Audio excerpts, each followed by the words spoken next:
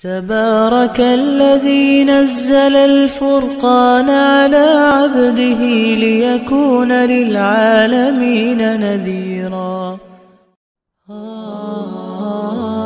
لیکن جناب آمنہ فرماتی ہیں کہ رسول اللہ صلی اللہ علیہ وسلم کی پیدائش سے یعنی پیٹ میں آنے سے پیدائش تک بڑے عجیب عجیب واقعات پیش آتے تھے، اور میں جدھر بھی جاتی درخت جھک کے مجھے سلام کیا کرتے تھے، پتھر مجھے سلام کیا کرتے تھے.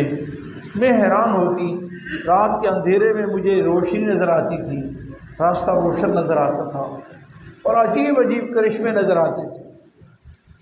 وہ موقع کہ مجھے پھل ملتے تھے، اور اللہ تعالیٰ ایسی ایسی نعمتیں عطا فرماتے مجھے تصور بھی نہ ہوتا. اور یہ سب برکتیں اس بچے کی تھی جو میرے پیٹ میں اللہ نے عطا فرمایا تھا. آپ صلی اللہ علیہ وسلم کی پیدائش سے پہلے ہی عرب میں کئی سالوں سے قحط سالی تھی، لیکن ایسی بارش ہوئی پورا عرب سرسبز و شاداب ہو گیا، یعنی جہاں تک ممکن تھا، اور ہر قسم کی قحط سالی ختم ہو گئی.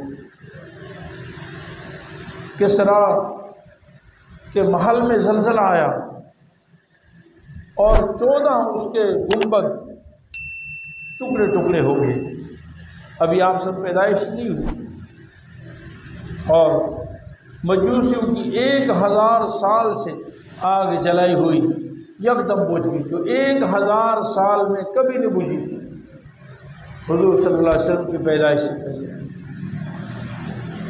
سیدہ آمنہ فرماتی ہیں کہ آپ کی پیدائش سے پہلے ایک دن میرے جسم سے، میرے پیٹ سے، سینہ مبارک سے، میرے سینے سے ایک ایسی نور نکلا، روشنی،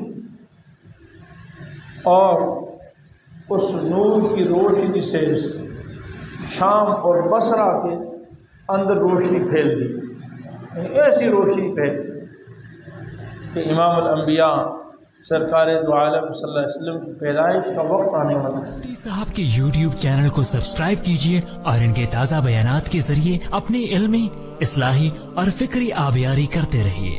جزاکم اللہ.